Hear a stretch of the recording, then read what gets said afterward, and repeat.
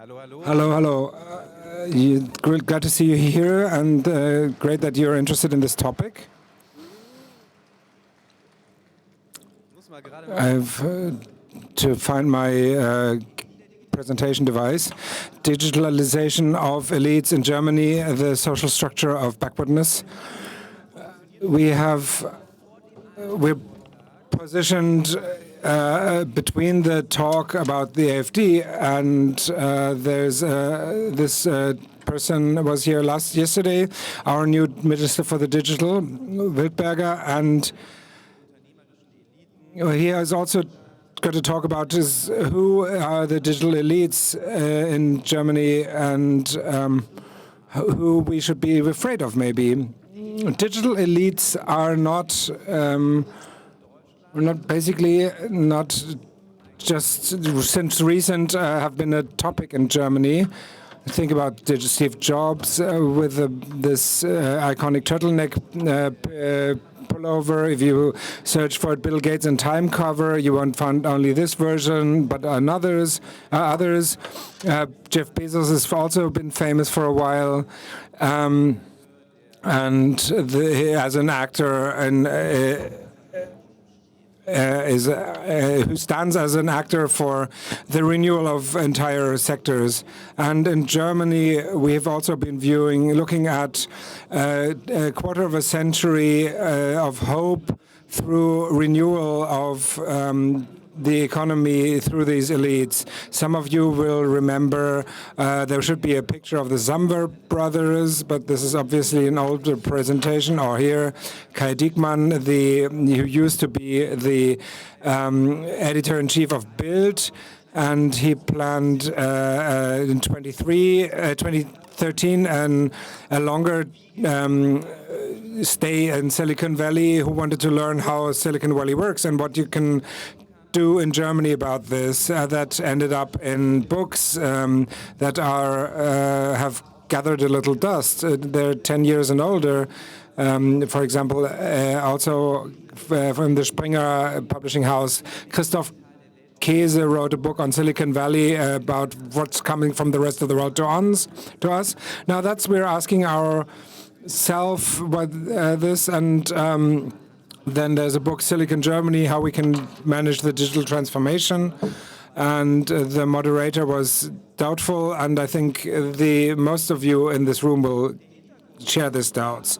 The background why we are thinking about, asking ourselves about these questions, about who are these technical elites in Germany, is that Germany has the same as any established industrial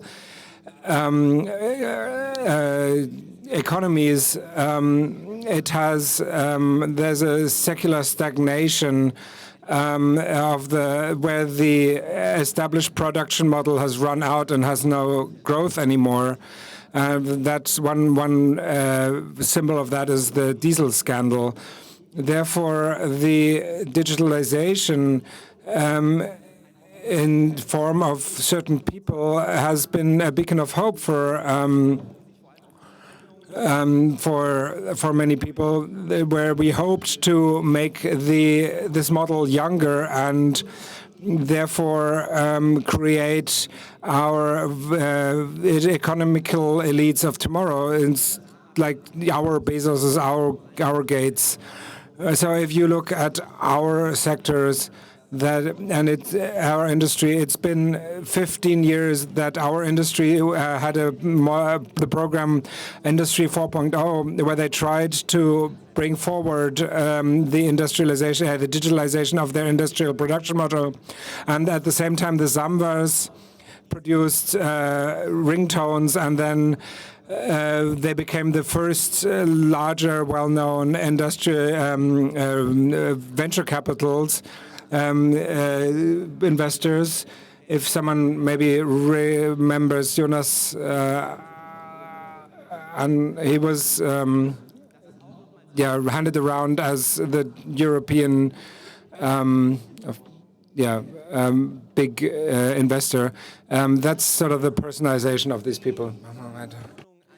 And so this is about essentially pointing or projecting this hope onto these people is because they stand in for this kind of idea of economic rejuvenation.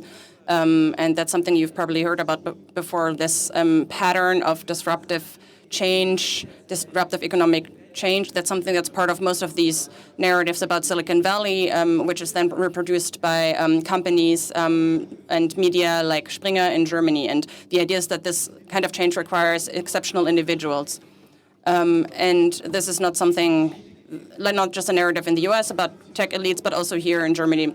We are sociologists. We love looking at this in terms of social structure, which kinds of social structures are involved here, which kinds of social groups are involved here, what do we know about them, because it's not the first time that we are dealing with entrepreneurial newcomers or elites in the making, not the first time that we're dealing with them. For example, if you wanted to, you could apply a model that is used in the sociology of elites that comes from Wilfredo Pareto, and I'll enrich this with a metaphor by Machiavelli. And Machiavelli says if you want to rule, you need to be two things. You need to be a strong lion. You need to be able to push through your will, but you also need to be a smart fox at times to essentially be able to work around these strong gates that are watched by these strong lions. It's kind of move fast and break things. It's kind of the same idea. You need to have lion-level strength and the smartness of a fox. And so if you're using this Pareto analogy, you could say there are these innovators, they are smart foxes.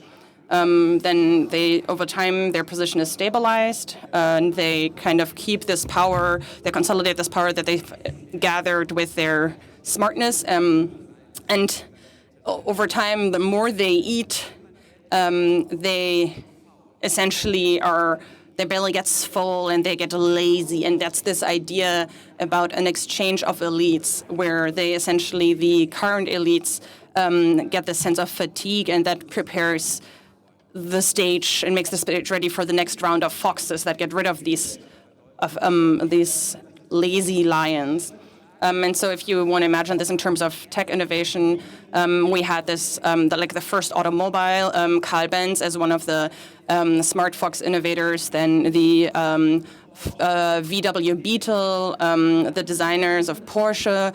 And then at some point they reached this stage of consolidation where these entrepreneurial types are also not necessarily the ones who are making the decisions anymore, but everyday managers are making everyday decisions. And this phase of consolidation slowly leads to this phase of fatigue, which leads to the fact that you no longer just do incremental innovation, but you start essentially cheating and making space and making room for the next smart fox, such as Elon Musk and Tesla.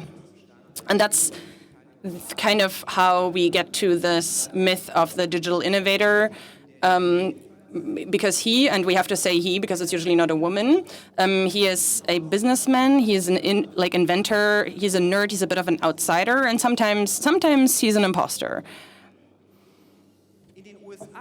In the US, this model of economic rejuvenation, this model seems to have worked fairly well. We have a situation where the large tech companies of the last 25 years, who've over the last 25 years risen to their current size, and they're really determinative of the country's economic structure. And here, one graphic that people like using for that, it's something about the value or estimated value of these companies. But these technological elites have not just influenced economic structures, but also, and that's the horror of the presentation to before this one, is that they've also influenced politics.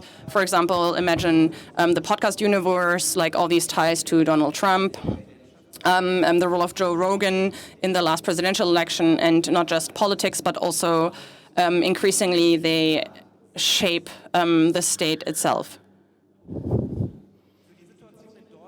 For Germany, this raises two questions that we would like to talk to you about based on empirics. One, has the German tech elite delivered? And it exists. We will talk about that a bit more. Have they been able to deliver on these hopes that have been projected onto them in the last 20 years? And if we look at this in terms of social structure, are we dealing with these innovative outsiders, smart foxes that essentially are able to kind of clear the field? And then secondly, also the important question, with this view towards the US, should we expect a disruption of politics and the state in Germany as well as we've seen it happen in the US? Yeah. And so for starters, maybe let's talk about the self-image of German tech elites. We spoke to the founder of a German startup that is valued at multiple $1 million about how he sees himself. And he comes from a solid middle-class household, but he still tells his own story as that of an outsider. He says, I was so bad, I wasn't even allowed to take Abitur, and the director of his school said that the principal said, our school only has a student like you every 10 years, and it didn't mean that in a positive way. He worked in consulting, then in corporate areas, and it was only the startup sector that essentially really gave this founder a shot at proving himself and to be a smart fox, and that's how he became a millionaire. And that's this self-image of an outsider who gets rid of the old established order. There's also a direction in which things are supposed to be moved or destroyed. For example, another CEO of a venture capital fund told me that what I took away from my internship at Apple was this just do it mentality, this American pragmatic, try it, do it, just doing things, in contrast to the German cerebral, slow-moving, pondering mentality.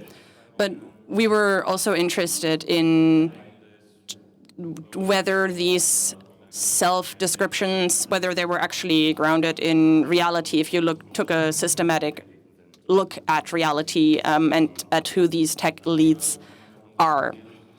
And for that, we looked at the institutional CVs and networks of tech elites in Germany who are German tech elites. So we, in elite sociology, there's one approach. Basically, you need to define first who's part of this elite, and you do that based on the position that people have. For example, you might say, if you're part of the elite, if you're a CEO of a large company, but you might also be part of the elite if you're part of an association or a federation that's regular, like a lobby group that's regularly invited by the chancellor to share their opinion. I mean, you also know this maybe from your own life. Obviously, some people might be stronger than their formal position in life. Some people might do less than their formal position in life might imply. But at least it's like a starting point, and usually kind of evens out. And we essentially said there are two dimensions. One is the economic power. For that, we looked at the CVs of the CEOs of the 30 largest tech companies, of the 15 subsidiaries of large U.S. tech companies, 15 largest German startups, and 17 further strategically important major companies for digitalization, such as telecommunications and automobile. And in addition, we have looked at which kinds of organizations and entrepreneurs are organized and invited through organizations such as digital lobby groups and politically created consultation committees, such as Platform Industry 4.0 or Gaia X. And so ultimately, we ended up looking at the background of 254 people at the time of early 24. So for starters, here are the networks these people are moving in. and we can see which companies are central to the networks of the German tech elites. And even though it might be a bit chaotic, what you need to remember is that dark red means very old, light blue means very new, and without talking too much about individual companies, the network is pretty clear. The startups, so the so-called smart foxes, the outsiders, are kind of down here towards the edge and centrally linked to each other, but also with politics, are companies that are in some cases 100 or 120 years old, BMW, Siemens, and so on. And then, of course, you have companies such as SAP, Telecom. But basically, you can tell that based on our perspective, the tech elites in Germany are actually not that specifically digital, but they might meet each other as part of the people who are running FC Bayern Munich. So these are elites that have been around for a while and who are essentially starting to negotiate this question of digitization amongst each other. In addition to these networks, the second layer is who are these people from a socio-structural perspective and speaking demographically. And so, for example, we looked at how many foreigners there are, and that's based on where people were born. At first sight, 34 people, not that low. But then if you look at maybe they were part of a German family abroad, and even while they were abroad, attended German schools, or if they're foreigners, they might be people who are, for example, from France, the Netherlands, and have been speaking German since childhood and have attended German universities. And it's also a lot of people from Austria and Switzerland. And for example, there are more Austrians in the German tech elite than East Germans. And if you deduct all of these people, you end up with 5.5% of 5% being foreigners. And if you only consider non-European foreign countries, it's only 2.4% of foreigners.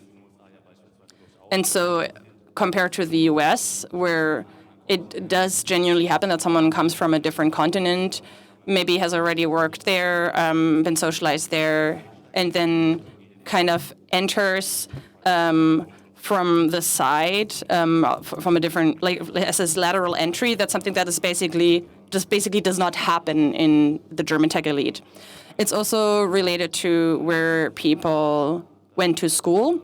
In the last 20 years, this idea has gained a lot of traction that tech elites are trained at international business schools, which is why, for example, schools like Harvard have become something that the Trump government wants to fight. But if you look at Germany, for example, Harvard is basically completely irrelevant. There were maybe one or two people who attended Harvard. Rather, you see a lot of completely normal, regular German universities. Most people studied in places like the Technical University of Munich, LMU Munich. You also see the self-anointed forgery of founders and tech elites, the WHU, but it's definitely not the case that there's this one university that you need to have attended to have a chance at rising into the German tech elite. Rather, it's kind of divided across several small universities. And often these paths are very short and very local. For example, if you look at the CEOs of Siemens, they've often studied in Erlangen. For Siemens, they've also studied in the same state, and so on. It's similar if you look at the career progressions of these German tech elites. Here, what we've recorded here is their last stop before they ended up where they are now, whether they're like are part of the board of a large company, or whether they have founded their own startup. And of course, you see these classical careers, like with a background in consulting, like Siemens or McKinsey, also IBM, BCG. Not the worst place to have been, but as you can see, all of these are like single-digit percentage points. So it's not like you have to have been to one of these places, worked at one of these places, but it's more common to have these so-called in-house careers. So to really become part of the German economic elite, you need to attend university, which is like a prerequisite, and then you need to pretty quickly start working at the company where you are now. So 47.6% have started working at the company within 5 years of graduating from university, where they are now part of the board, part of like top-level management. For a long time, we thought that this is something that characterized Germany of the 1980s or the 1990s, but it's very clearly still the case. And we also, this orientation towards the U.S. tech economy, which is often seen as a model, but we basically do not see that reflected in this data. Around 20% of the elites we looked at have worked for a U.S. company at some point, but those tend to be like kind of short internships or things like that. But essentially really having worked in leadership or management, such as vice president or higher, is like a type of experience that only 4.7% have had. So it's definitely not the case that people go to Silicon Valley, gather leadership experience, and come back to Germany. People are it's probably more the case that people then stay in Silicon Valley and are kind of lost for Germany. And the last aspect we looked at was the percentage of women. And in total, within the sample, we have 18%, which doesn't sound that bad if you consider what women's representation looks like in other parts of the German elite. But if you look at this from a more differentiated perspective, and, for example, exclude people who are primarily part of this elite because they are members of one of these associations. And if you really only look at people who are managing or leading companies and not who might represent these companies or might be allowed to represent these companies vis-a-vis politics, then suddenly the percentage of men is much higher, 92%. And then if you look at German startups specifically, so this young generation that we might hope to be and might hope will be the rejuvenators of the future, you basically have 0% women, at least, in the boards and the management of the 33 largest German startups based on like their market cap. So the question is how we evaluate this. So we looked at companies, networks, quotas of foreigners and women, and you come to the conclusion that, well, it has little to do with the new approach. It's much more about looking at the social structures, and then you see that it looks very much like the Germany of the 1990s, but rather than a renewal in any case. And the question is, well, how do you assess this on a political level? Well, there's a positive aspect, and I mean this pretty seriously. At least it's not fascists. That's quite good. But there's other aspects you could see, like positively, that if you look at the study in the Anglo-American sphere, then we often get the question, so your elites are educated at free universities? That's really nice of your state. And of course, if you want, you could think that there's a democratic level, but as I said, there's little change, rather neither to a positive nor a negative world way, and therefore, if you stay at the image of lions and foxes, then the German Euro innovation landscape is much more left to the lions, and they're quite well fed. Thank you for your attention.